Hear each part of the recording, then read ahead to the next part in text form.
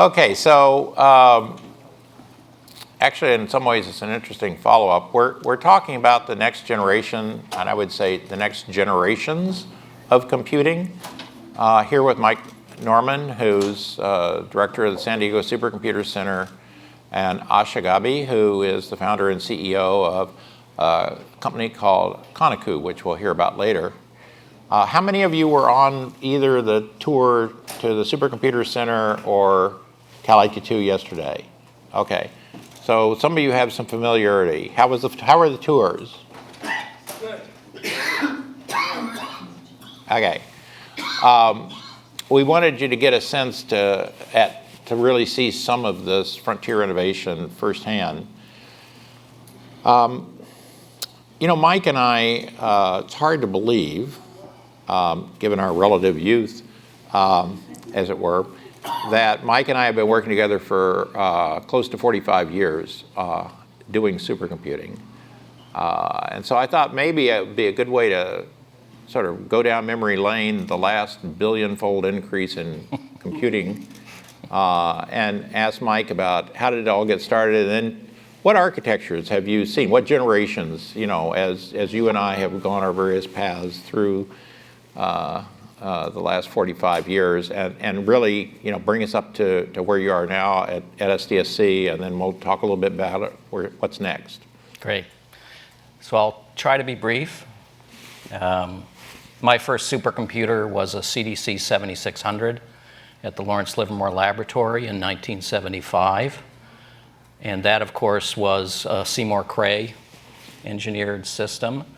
That was the days of custom processors, custom systems, custom software. And that lasted about 10 years. Seymour, of course, went on to create Cray Research and a number of very successful custom-built supercomputers that were multi-processors. So innovations with the processor itself and then add more processors. And then that gave way in the mid-90s to what we call the attack of the killer micros. This is where microprocessors, mostly from Intel, but not all from Intel, started growing in precision and power. And by the end of the 1990s, we were seeing supercomputers built out of commodity processors just networked together with Ethernet. Beowulf clusters came on in that time frame. And really, if you look at a supercomputer today, it is not fundamentally different from a Beowulf cluster. It's just that the nodes are more powerful, there's more of them, and the networking between them is faster. And so we call those COTS clusters, commercial off-the-shelf COTS clusters. And so that brings us up to petascale supercomputers of today. Peta, of course, being 10 to the 15, which is 10 to the 6 more than gigascale. Anyway, but we're on the road to exascale. In fact, I would say that exascale is here. I review the National Exascale Computing Project. In fact, next week I'm off to Oak Ridge for my third review of this project. And we are already at a fifth of an exaflop, which is 10 to the 18 computations per second. They have a system at Oak Ridge that is 200 petaflops. And how did they get there? Well, it is a big cluster built by IBM with GPUs, graphic processing units. In fact, 26,000 of them. 26,000 NVIDIA Volta GPUs. And each Volta has 3,000 or 4,000 processors. So you do the math, 3,000 or 4,000 times 26,000, you see that the way that we have gotten to a fifth of an exascale is with massively parallel compute processors and massively parallel systems. And the future is going to look exactly like that, at least over the next 5 years. The DOE will be deploying its first exascale systems, one at Argonne in 2021 and one at Oak Ridge in 2022 and one at Livermore in 2023. And those architectures are already laid down. The purchase orders have been signed. And you know that, Mike, when we were both at NCSA, the National Center for Supercomputing Applications, that I founded at the University of Illinois Urbana-Champaign, and the Cray 2, this beautiful fountain with actually artificial blood plasma cooling, I mean, it burst in liquid, was the first real gigaflop computer, so billion floating point operations per second. So the exascale is 1 billion times a Cray 2. And I mean, even as somebody who's worked on these systems all the way along, it's really kind of hard to get your mind around that. On the other hand,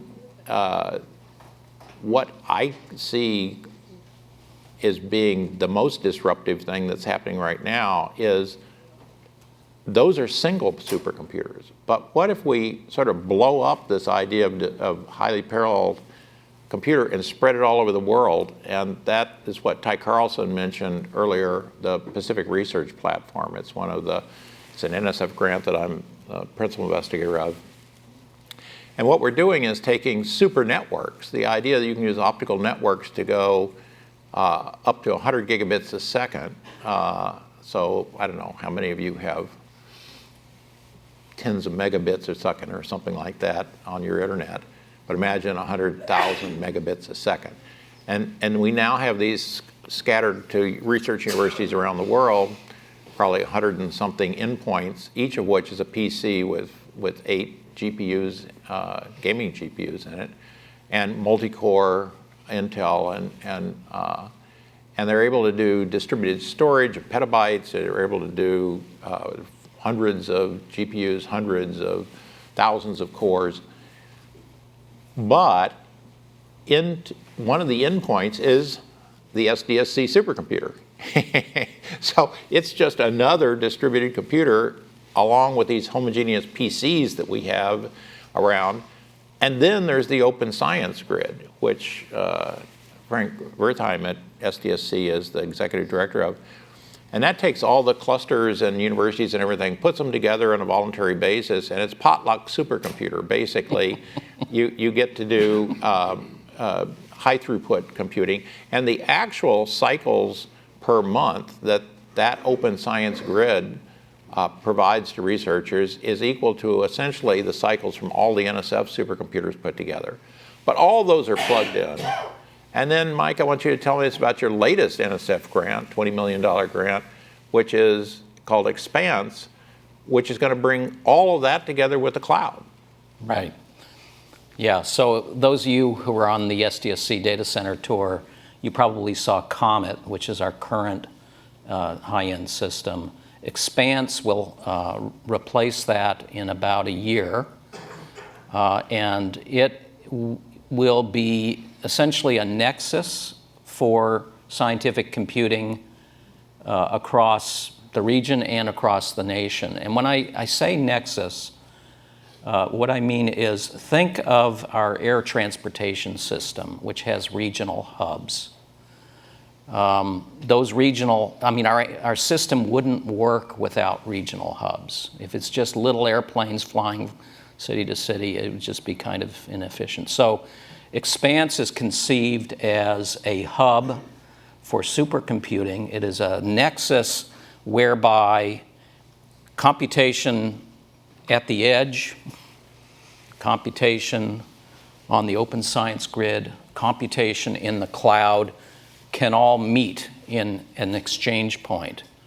And so we will be integrating with every kind of computing, including the Pacific Research Platform, Open Science Grid, the clouds, and we will be providing an interface that makes all of that invisible. In other words, hide the cloud, hide the grid. Your user experience will be, I'm running a job. So on a it's system. sort of, I mean, it's, you know, it's, if you have, if you think about all of the Facebooks and all the Amazons, all the Google, all of the stuff on the web and everything, that's one kind of, I mean, it's fairly homogeneous in terms of the kinds of data and so forth. Like cat videos, which evidently we built the internet for. You know, they're megabytes to tens of megabytes.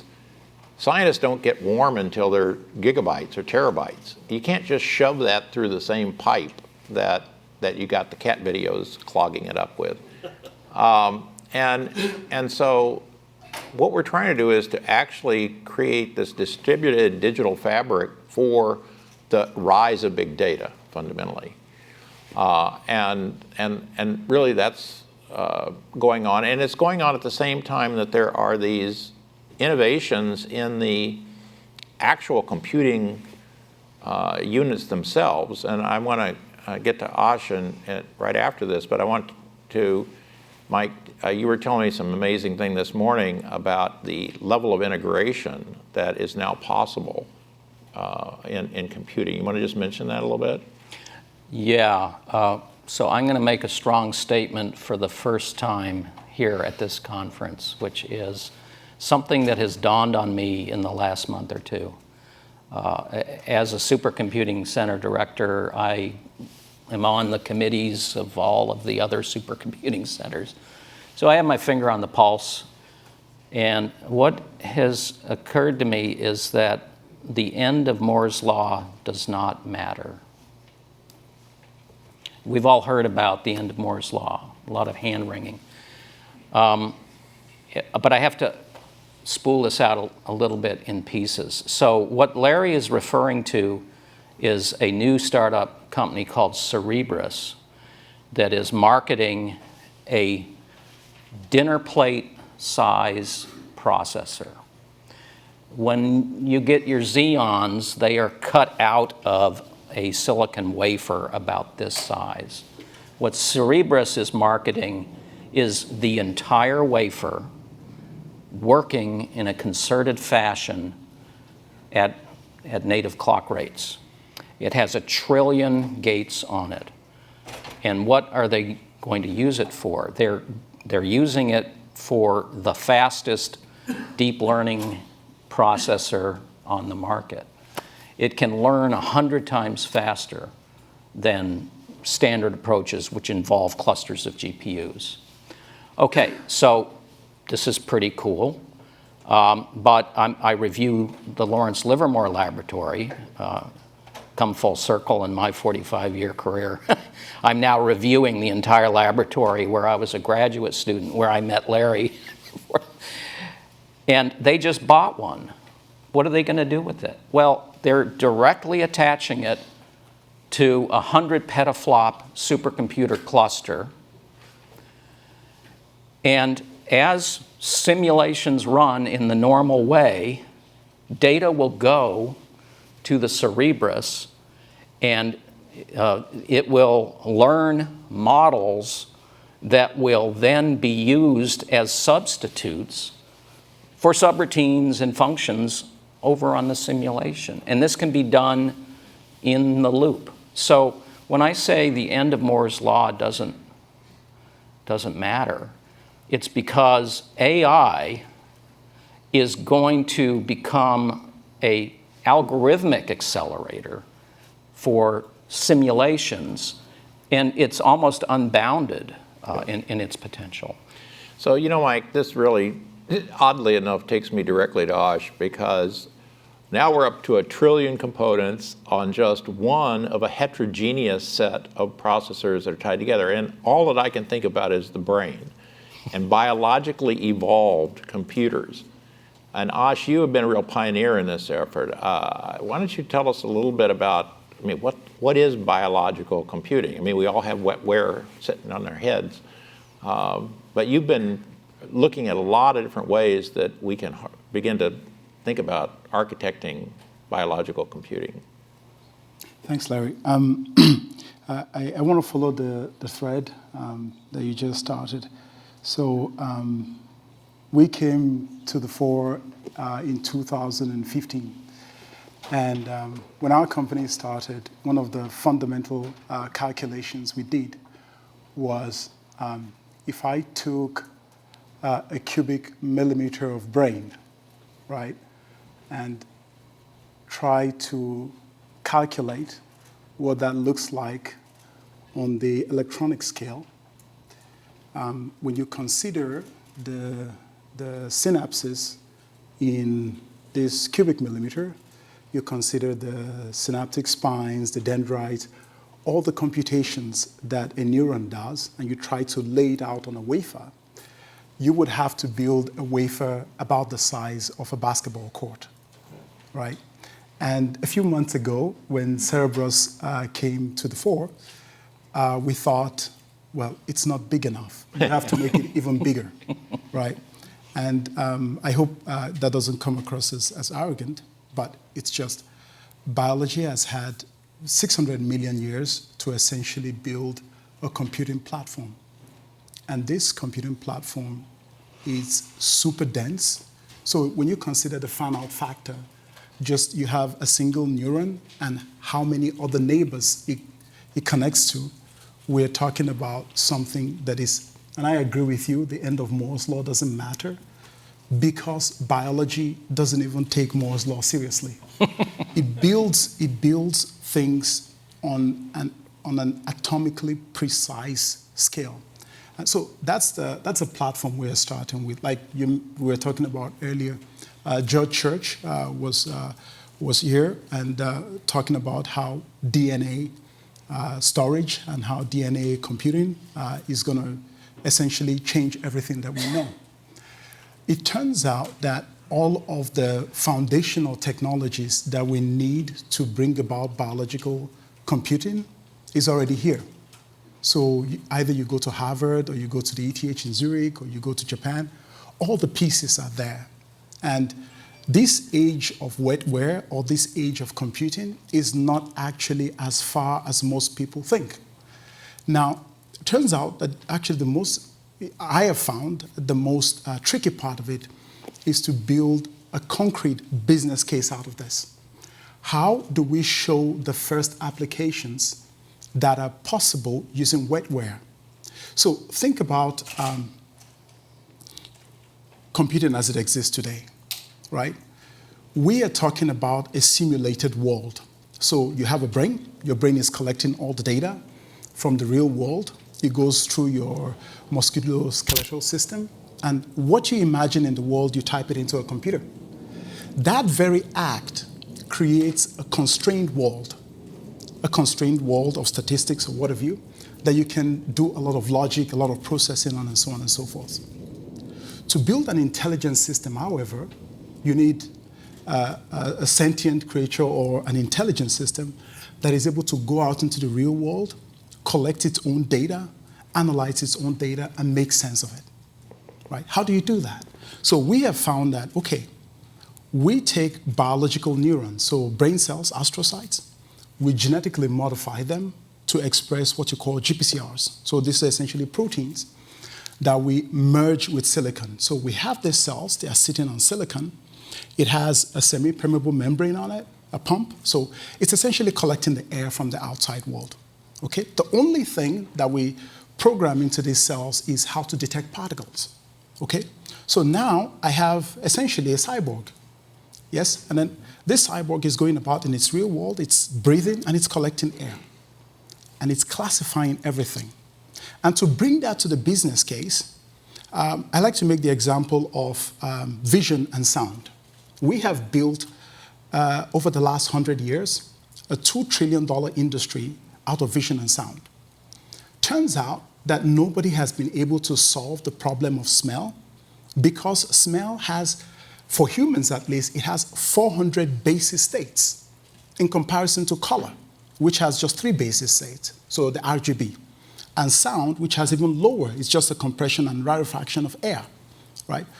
So we figured out that the problem we should solve is not something that silicon is a little better at, but a problem that silicon cannot even touch. So now we have a chip that can go out, collect the air, analyze the air, tell you precisely what's in it. Turns out that market is massive.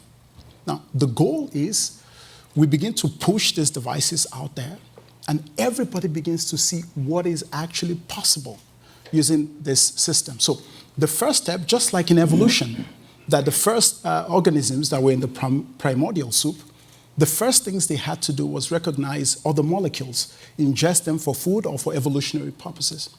And it's interesting that when we build technologies out of this, they take essentially the same path. We have to sense first, but build systems that autonomously collect their own data, label their own data, and make a decision out of it. And that is where I believe the next phase of evolution in computing systems are. Sentient beings that go out and do their thing. But it's not as far away as we'd like to think. The key thing is to build a strong business case out of this and showing that indeed we can bring the entire attention or the attention of the entire species on this, that not only is it a powerful computing platform, but it's also sustainable. So, Harsh, one of the things that I have been noticing for a decade or two is the power requirements of things like eventually the exascale. Exascale, I mean, it depends on how you do it, but roughly speaking, the human brain is roughly an exascale, exaflop, in terms of the number of operations per second. Of course, it isn't built like a conventional supercomputer, but I mean, that's not bad as far as a speed comparison, but it takes 1 million times as much energy to run that exascale as the 3 of our brains are currently using. And I think that's sort of the cliff I see us going over, that if we have to embrace evolutionary designed biological computers because they're just vastly more energy efficient. Can you talk a little bit about how you think about that? Yes, our company we're really genuinely standing on the shoulders of giants here. So Carver Mead, he was one of the pioneers of VLSI systems. He was over at Caltech. And one of the things that he showed with classical silicon is, or when he tried to build a neuromorphic system, so these are essentially biological systems, silicon systems that essentially try to copy biology. And one of his seminal papers was that most of the energy in electrical system is actually spent moving electrons around. Yep. Right? And this is the cause of resistance. And if you try the reason why Cerebros would do it on a flat basis and not on a 3D basis is if you built it on the 3D basis, then you have the thermal runaway because there will be so much heat and then you have to manage that. Biology doesn't do any of that, right? Biology, in terms of where the compute is done, where the storage is, where all of the intelligence is done locally. Nothing. So it's to use the example of the GPU you mentioned earlier, right? A single neuron is like a GPU. Yes, it does everything contained within itself. And our brains, or the devices that we actually build today, one of our engineers was Reno, was doing the calculation on this, that to power our devices for 200 years, engineers like to do this kind of theoretical calculations, would take, for 200 years, would take a single cube of sugar, right? So this is, in terms of the power requirement, it's totally crazy. But then it comes back to the original point that biology builds in an atomically precise way. And I make the example of, so it goes, this DNA, right? So if you had a DNA, right, and we can even, you can program a DNA and make the cells even more efficient than they currently exist. Because actually, the biology, it has a lot of time to evolve into intelligent systems, but it's not that smart. Now, when we have intentionality behind it, I believe this is. So biology is not moving fast enough for you. Yes, but it has time. It's had 600 million years to do it, right? And so by the way, if there's questions, go ahead and get up to the mics. We've got a couple of minutes left. Yes. Yeah, no, so you're, and I thought that was brilliant of Mark to have George Church here because he was, again, talking about how we're able to come in, rewrite DNA, store things in it, multiply it. It can make its trillion copies of itself in a test tube. I mean, so it's a whole new set of technologies. And as I think, Ash, you've said, biology is technology. Exactly. I mean, it's not the amazing thing about this is not only can we build using the basis states, so the existing 4-letter basis states that biology has. Yeah. A biological cell, for the programmers in the room, a biological cell is the ultimate recursive function, right? So we can change that. We are not limited by that. So you can imagine a future where we build cells that have not the traditional carbon-carbon bond in it, sorry to get technical, but we can make other kinds of bonds with it. And that industry of storing with biology, Yep. sequencing the genome, being able to write with it, that entire industry, I believe, to sound a little bit, in Silicon Valley, and this is something Silicon Valley is very good at reinventing itself, those disparate technologies playing together in an ecosystem like Silicon Valley, I think it's a complete game changer. Mark, Again, you have that a makes question. Moore's law completely irrelevant. Jump Ash, in. is for you. There's a project I've been thinking about for a couple of, as Larry would say, a couple of decades. We're all getting a little older here. So it has one prep question, which is, can your chip smell viruses or bacteria? Great question. You can't directly smell viruses or bacteria because that is mostly a protein-protein interaction, so it's not smell, strictly speaking. But you can smell the byproducts of it. So what you can they smell and produce. distinguish. Yes, what they produce. So in indirectly, yes, but bacteria themselves. So you it recognize strikes them by me that protein. in the coming exciting, unsafe new world we're approaching, having the ability to badge people and badge places would change everything in terms of healthcare, and we would, to our great concern, find out what's really in the men's room or the baseball stadium, restaurant, or wherever we're going. But it would be very valuable for pandemics. Absolutely. So we have our roster list of customers includes a number of defense guys, which I'm not allowed to talk about. But in the healthcare space, you have companies like BASF, P&G, and such folks that we've worked with, and also as regards the microbiome that you were talking about yesterday.